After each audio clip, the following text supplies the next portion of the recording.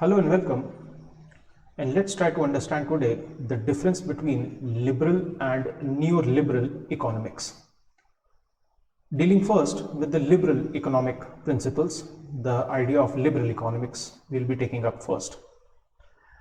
Now please try to understand that the only mantra, the only principle that governs liberal economics is that self-interest is the best interest.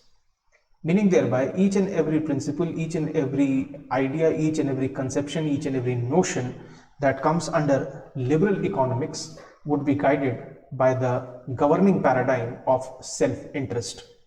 Now, if this is the case, then liberal economics and the proponents of liberal economics will never like the idea of governmental control.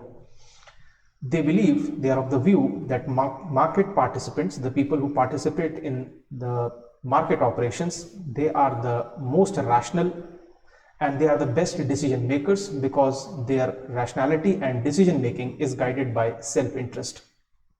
Meaning thereby, a producer would be incorporating best technology and pricing strategy to sell his or her product in the competitive market. Likewise, the distributors would be using the best possible logistical systems and the methods to store and transport to make the maximum profit. And likewise, the consumers would also like to go for utility maximization and would want the best goods and services. So liberal economic principles are basically dependent on self-centered rationalities of all economic actors and producers. As I said earlier, that self-interest is the best interest, and this is the guiding mantra or the guiding principle of liberal economics.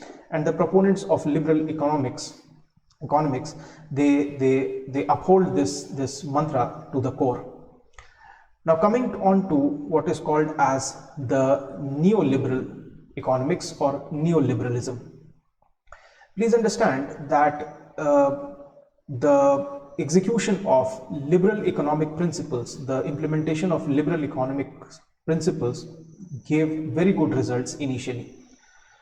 But then what happened that this liberal economics principles, they had their own downside, in the sense that it led to widespread poverty and exclusion was created as a result of economic growth.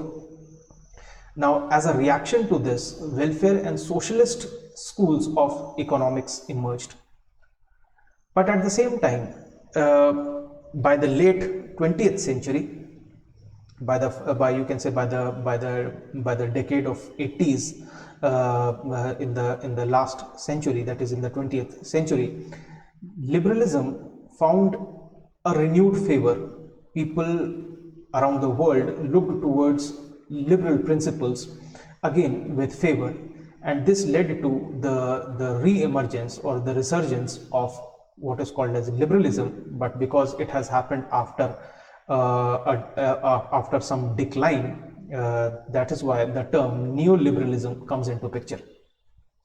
So please understand that the relevance of the term neo in neoliberalism is that any school of thought that returns after decline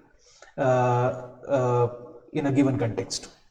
So what is this neoliberal philosophy? What is this neoliberalism? Now, neoliberal philosophy, it should be noted that does not change very much from its liberal assumptions and policies. Meaning thereby, it is very much in line with its previous version, that is liberalism. Now, neoliberals, the proponents of neoliberalism, they have favored the withdrawal of state from economic activities. They are very much in favor of globalization, privatization, and price deregulation. Neoliberal thought has also you can say affected, or also you can say it has impressed upon various leaders of different countries.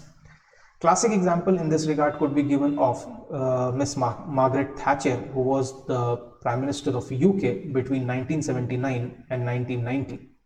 And during her tenure, she was very much influenced by neoliberal thought, and she privatized many government industries like railways, steel, airways, etc. Likewise, in America, if we take a look at, then the presidency of Donald Trump, who was the president of America from 2016 to 2020, is very much an example of neoliberal thought, neoliberal economic thought being implemented through governmental policies and programs. The most striking example in this regard is when Donald Trump, the then American president, discarded Obamacare, which was a health insurance program. Likewise, he cut down upon, or he reduced the corporate tax rates very drastically. And these two examples, like Margaret Thatcher and Obamacare, is what is called as neoliberal thought in action. Please note that neoliberalism is also referred to as what is called as the Washington Consensus.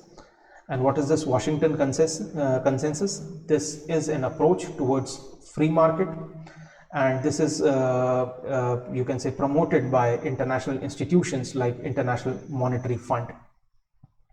Now, what are the characteristics of Washington Consensus? Respect towards individualism, competition, economic rationality, and efficiency are the core values which are promoted by Washington Consensus. So this was a brief, you can say, differentiation between liberalism and neoliberalism. I hope you had gained something out of it. See you in the next session. Thank you very much.